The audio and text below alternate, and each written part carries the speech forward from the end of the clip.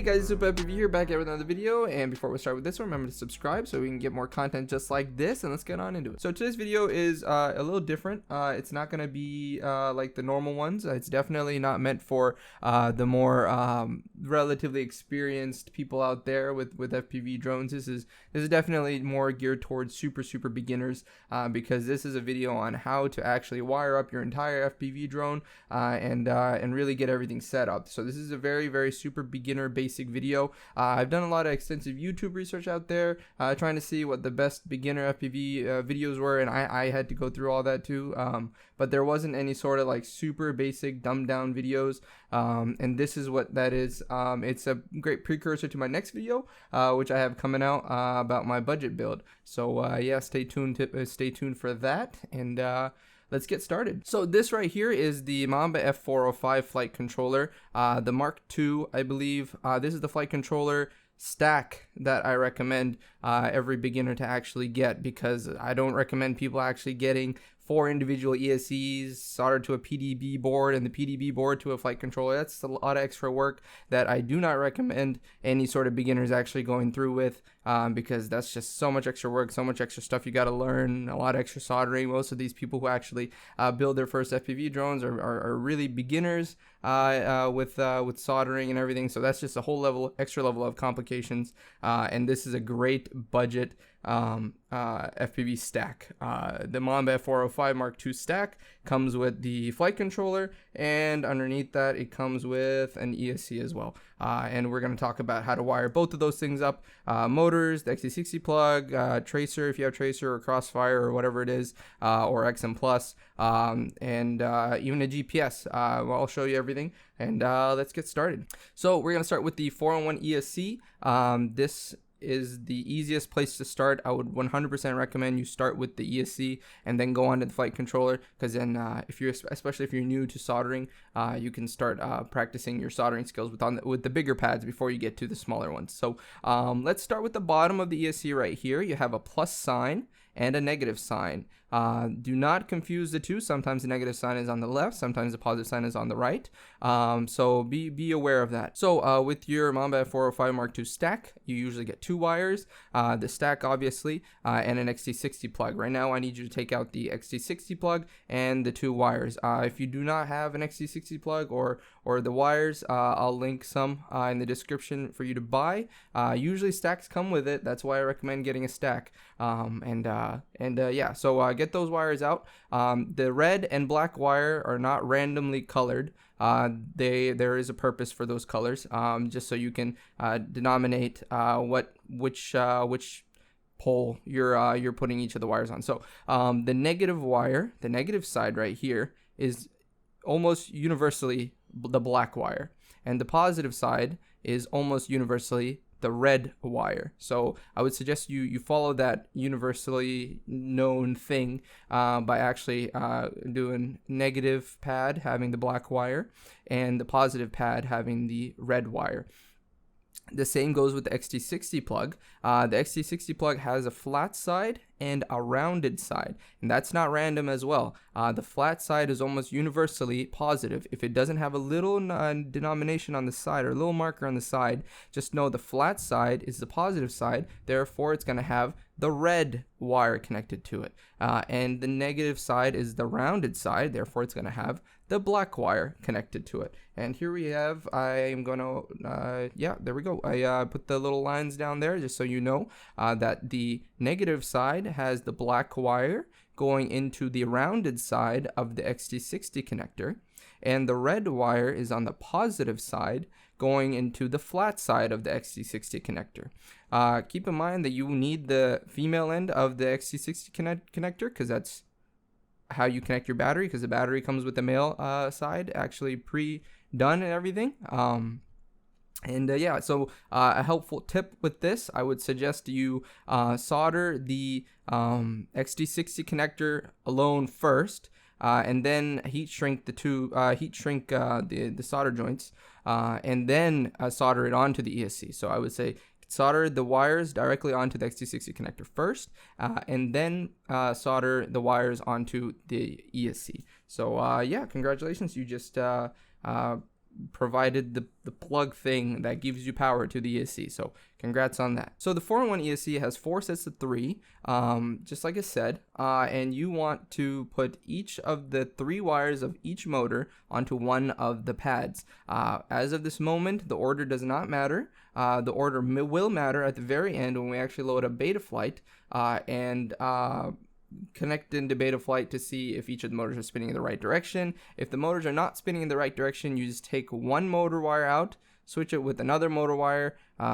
just swap places, and the direction will be flipped. That's just a rule of thumb. So yeah, motor wires are really easy. You just kind of plug in or solder in each of the individual motors or each of the individual motor wires, and you're good to go. The order does not matter as of this moment. They'll probably all be spinning in different directions, contrary to what you actually want it to be spinning at. But you don't really need to worry about that until the very end when you load up Betaflight, which is a software. Or Betaflight or CleanFlight or EmuFlight or whatever software you decide to actually put on your quad. You don't have to worry about it until then, and then you can go into the software and flip the motor direction if it needs to be flipped, or if you actually want to go into your ESC and hard switch the wires, you can switch the wires from this one to this one and this one to that one, and it'll flip the motor direction, and you're good to go. Just to repeat, as of this moment, the wire numbers or the wire order does not matter. You just want to solder all the wires onto there. That way you can have everything functioning, and then afterwards, when you're done with your quad and you have it loaded into CleanFlight or EmuFlight or Betaflight or whatever it is, then you can switch the wires out to see, or then you can plug in your battery, turn on the motor, individual motors, and see which motors are actually spinning the right way and the wrong way. And if it's spinning the wrong way, then you just switch the 2 wires, like 2 random wires on that motor on the ESC. Or you can go into one of the BL-Hilly configurators and then switch the motor direction. It's as simple as that. So motor wires, super easy. XC60 plug, super easy. And let's get on into the flight controller, which is the hard part. So this right here is our beloved flight controller, the Mamba F405 Mark II. It's a spectacular flight controller, has everything that you need as a beginner, and let's get to it. So when you get your flight controller, especially this one, it comes with something that looks like this. This one comes with the Mamba F405 Mark II. It's a little metal plate that shows us what each of the individual pads do, so their function. And this is very important for you to hold on to. Usually they have a digital version online as well, if you want to look at it through that. But this is very important for you to keep hands on, because you need to know what each of the individual pads do. I'm gonna be referencing this quite often, because this is the diagram that I get with this flight controller. So let's get started. So before we actually get into wiring each of the specific things, I kind of want to talk about what each of these individual things are. So 5 volt is usually the power wire. 99% of the time people want to actually denominate that with a red wire. So each of these things need power, correct? And usually each of these things require 5 volt. Sometimes they require 3 volt if you have a 3 volt pad, and sometimes things like VTXs, they require more than 5 volts, something between 7 to 25 volts. Therefore, we have a 9 volt pad on here, and we would solder something like something of a higher power, like a VTX, to a 9 volt pad. So anything with a little V next to it, those are power pads, and you need to solder one of those for pretty much everything that you solder onto a flight controller. The ground pad goes neck and neck with a power pad. Anything that requires power needs a ground as well, or else you're going to short something out. And that's universal. It's everywhere. Anything, this needs a ground, this needs a ground, this needs a ground, any of these needs a ground. Everything needs a ground wire, a ground pad wire soldered on whenever you power anything on. So these two go hand in hand, a power pad and a ground pad. We're going to skip LED because I don't think majority of you guys will actually do anything with LEDs at this stage. But the next thing would be something like S-Bus. S-Bus is a way for XM Plus or even like you can even power up any of these receivers with S-Bus. I'll go a little more in detail when we actually get to the receiver part of the video. So this part right here, cam, that's obviously something that's related to camera. So that would be something that we're gonna solder with the camera. So there's usually only one of these on a flight controller. If you do accidentally break any of these pads, most of these flight controllers can actually be remapped, and there are various other videos on YouTube as well about that. So don't freak out if you accidentally do ruin your flight controller or a certain pad on the flight controller, because some of them can be remapped. This right here, this big chunk, if you have a 4-in-1 ESC stack with a flight controller, this little chunk right here, you don't have to do any soldering here. It's usually a wire harness that goes from the ESC and then plugs directly into the flight controller. No soldering needed there, so that's the great part about a 4-in-1 ESC. This right here is vid. Vid is for video, and that's going to be used with the VTX for video. There's usually only one of these pads as well. Again, if you ruin this pad or any of the pads, they can be remapped. Most of them can be remapped. Not all of them, but most of them. This part that says computer is actually a USB hub right here. This is how you connect to your computer to install new softwares and tune your quad and do all sorts of magic. Finally, we can talk about things that say TX or RX. So TX is transmitting. It's the pad that actually you solder onto when you need something signal transmitted out. And RX, R standing for receiving, is a pad that you solder onto something when you need to receive a signal. So there are usually certain amounts of numbers that you can put right next to the TX and RX, like as this one has a TX6 and an RX6 and an RX3. And you can see that there aren't many other RX or TXs on here, and that's indicative of which ones are free for you to use. Sometimes if, let's say, like this has 6, there's no 5, there's no 4, there's no 2, and there's no 1. That means those specific UARTs, when you actually go onto your software like Betaflight or CleanFlight or something, those are not available for you to solder anything onto. So rule of thumb there. And VCC is power. If you want to add an additional thing to monitor your voltages, that's what that would be used for. The rest of it is kind of unnecessary, and we'll talk more about each of these things when we get to each of the individual things we're going to solder onto there. So it's kind of good to know what a UART is beforehand while you solder your parts onto a flight controller. So a UART is kind of like a USB port on your computer. You have a limited amount of them, and if you're using one, you can't use it to have multiple things on there. Well, you can if you have a splitter, but that's besides the point. Just think of it as one USB port on your computer. Can only be used for one thing. Let's say like a webcam, and then the other one you have like a amp DAC. You know what I mean? So you can only use one thing at a time. And the TX and RX bundles that are all over your flight controller constitute each individual UART. So a TX6 and RX6, that's a UART on its own. An RX3 and a TX3, that's a UART on its own.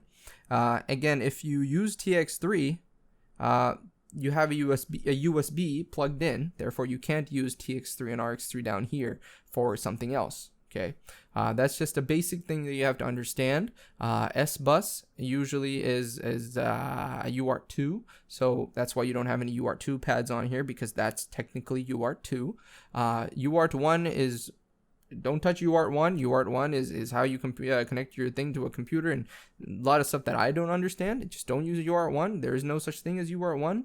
When you go into Betaflight or CleanFlight or whatever, do not touch that whole row of UART1. You might mess something up. That's what I've heard. You might mess something up.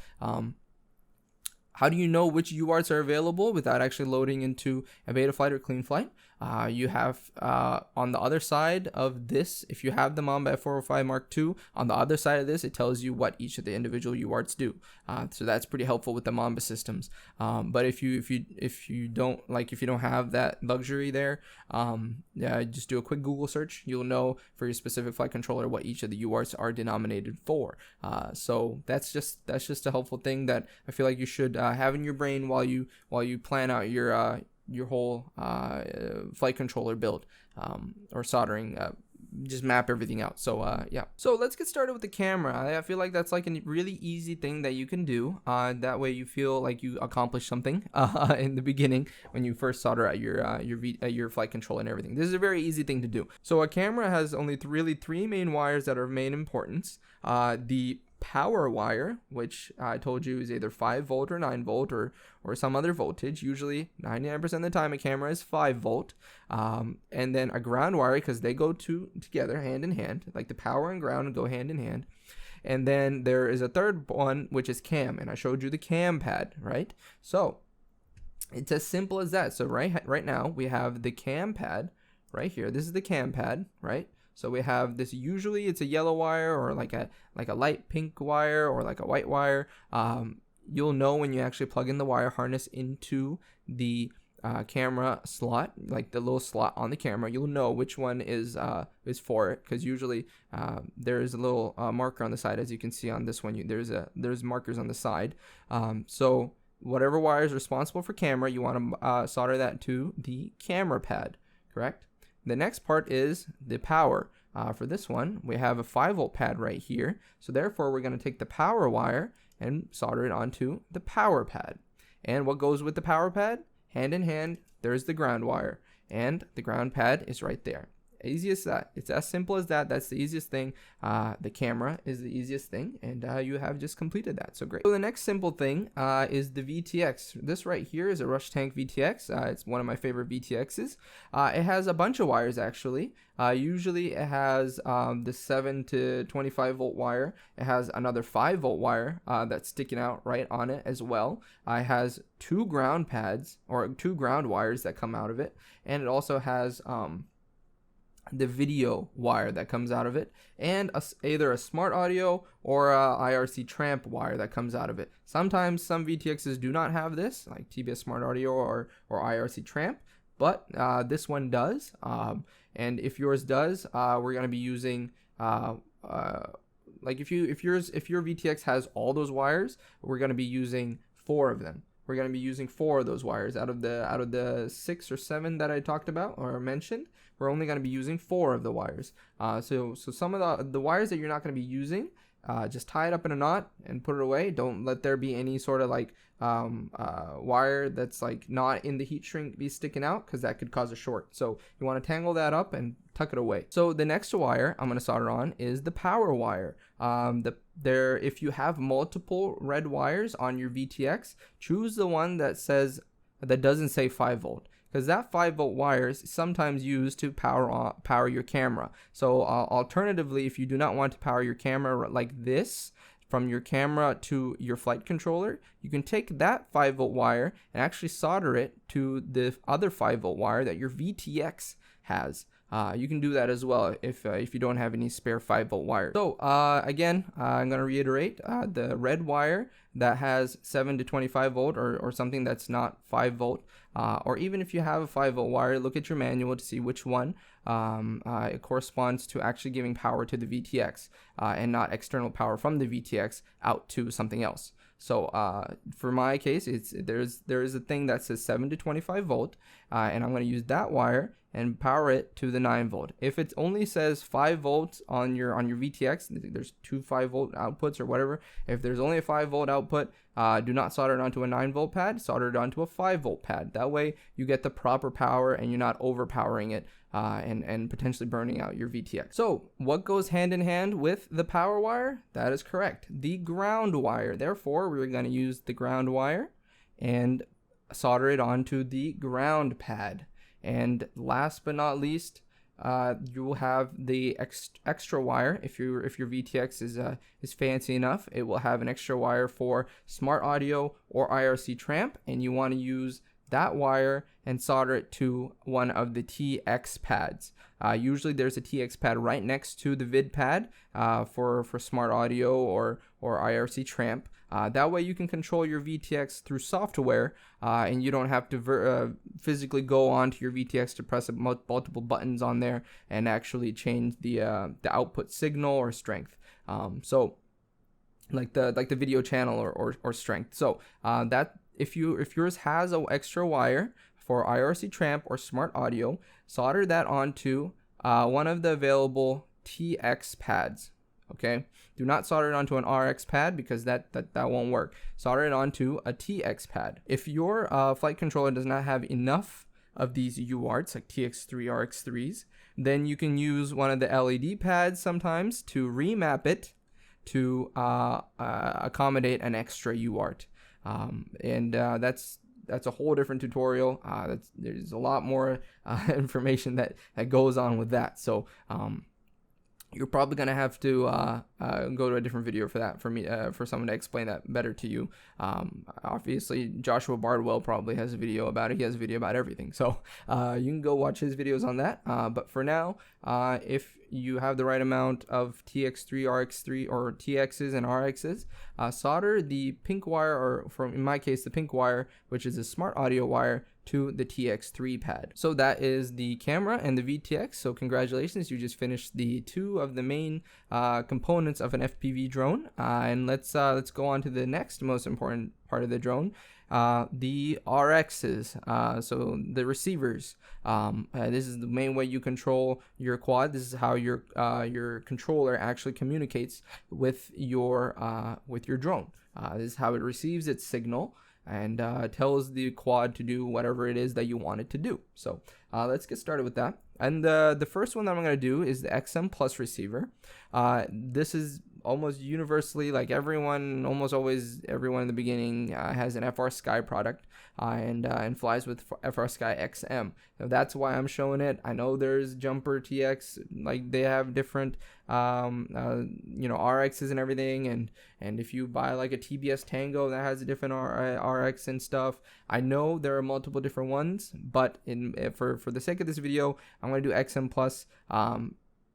Most of the things kind of will fall in the same category of once I'm done explaining both of these, you'll have the relative information to actually figure out what your specific receiver soldering will look like. So the XM Plus receiver right here, we're gonna solder it to get power. And what is the power wire? The red wire. So this is the power wire and this is the red wire. We're gonna go solder it onto a 5-volt pad, which is right here, the 5-volt pad. We're gonna solder the red wire to a 5-volt pad.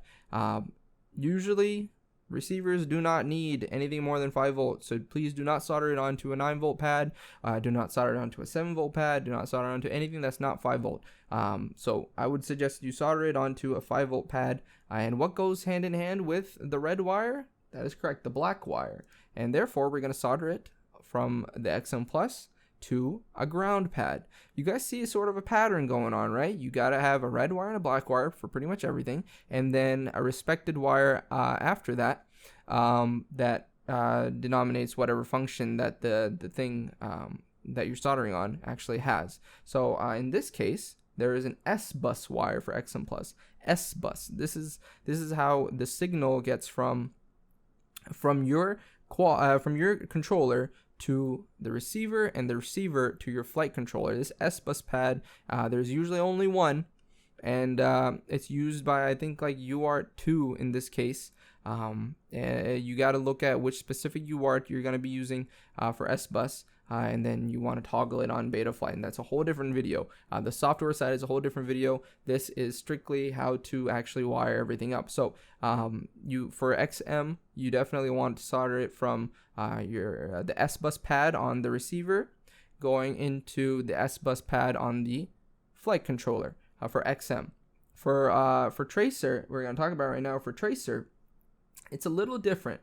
For Tracer, it's a little different because it doesn't have S-bus. It has a straight TX that you need to use and an RX that you need to use. So in our case, we're going to use this bottom area right here, this ground 5-volt TX6 and RX6, because that is the open UART that we have, right?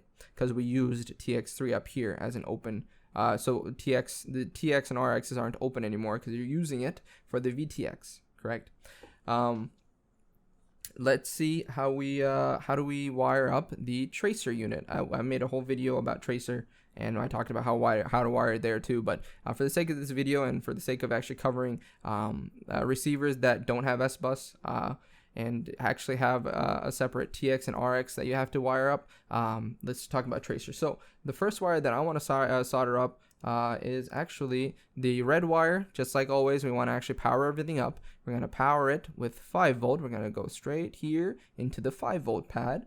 And then the next thing we're going to do is actually solder the thing that goes hand in hand with the power pad, the ground wire. And we're going to take the ground wire, the black wire, solder it onto the ground pad, and now you have proper power to your receiver. So the next thing that's important first for these that makes it a little bit more complicated than XM is that this right here is the TX pad, but you don't solder the TX to a TX, you solder a TX to an RX. That's what makes it a little bit more confusing, but that's just the way it is. Don't ask me. It's the TX pad goes into an RX pad on the flight controller. All right, and vice versa with the RX pad. The RX pad has a yellow wire that I have denominated here going into a TX pad on the flight controller. So you're done with that at that point, and yeah, you're done. You got the signal going on. You have pretty much everything done actually to actually get your quad up in the air and flying perfectly. Well, not perfectly, but you know, up in the air flying. Next thing you probably want to do is some software stuff, actually putting a version of Betaflight or CleanFlight or EmaFlight or whatever on there through the little USB jack. But that's a whole software video. At this point, if you don't have a GPS, the video's over. But I'm gonna talk about the GPS now. For those of you guys who actually have a GPS that they want to solder onto a flight controller, I made a whole video on this GPS. It's a spectacular GPS, and I suggest you check that video out if you want a little bit more detail on the GPS. But we're gonna talk about how to actually solder a GPS on there, or pretty much any peripheral things that you need to solder onto there. So yeah, we're gonna talk about the GPS. You can end the video now if you want, if you're done. Again, if you have any questions, please do comment down below. I'll be more than happy to answer them. I know this video I may have sped through the video a little bit and it wasn't as dumbed down as I wanted it to be, but hopefully it was adequate information. I'm more than happy to answer everything. I usually have my notifications up all the time. If anyone comments, I'll respond to it as soon as possible. But as of this point, if you are done, congratulations. And then I'm going to talk about the GPS section in a few seconds. So now let's talk about the GPS. The GPS wiring is very similar to the tracer wiring in that there's a ground wire, there's a voltage wire, and there's a TX wire and RX wire. So let's start with the power wire. This is the red wire, the 5 volt wire going into a 5 volt pad, just like always. And what goes hand in hand with a 5 volt pad? A ground pad, a ground wire, a black wire goes in from the GPS into a ground pad, just like that, just like usual. And the same way that tracer had that confusing two TX and RXs, we have the same thing going on. We have a TX pad from the GPS as a pink wire going into an RX pad on the flight controller, and then we have again the yellow denomination. We have a RX pad on the GPS, RX wire going down into a TX pad. This is not a realistic situation right here. This is definitely not a realistic situation right here, because you're trying to use the UART3, which is the TX3 and the RX3, while the TX3 is being used by the VTX. You can't do that. But for the sake of this video, I'm showing it right here, being soldered onto the TX3 and RX3. If you come into a situation like this, again, I told you, you probably want to solder like your smart audio wire onto a different, like an LED pad if you don't have enough UARTs, and then you can remap that LED pad to function as a soft serial, which is another extra UART. Okay, yeah, that's pretty much it. Yeah, hopefully I answered, or hopefully I made things relatively easy. I feel like actually seeing a diagram like this versus like people actually making videos of them physically soldering things onto things would make things easier. In my opinion, I feel like that would make things easier. I'm sorry if it didn't actually make things easier. Hopefully this was helpful for you. And if you have any questions, please do comment down below. I'll be more than happy to answer them. And yeah, that's about it. So thank you so much for watching. Remember to leave a like, comment, and subscribe, and I'll see you in the next one.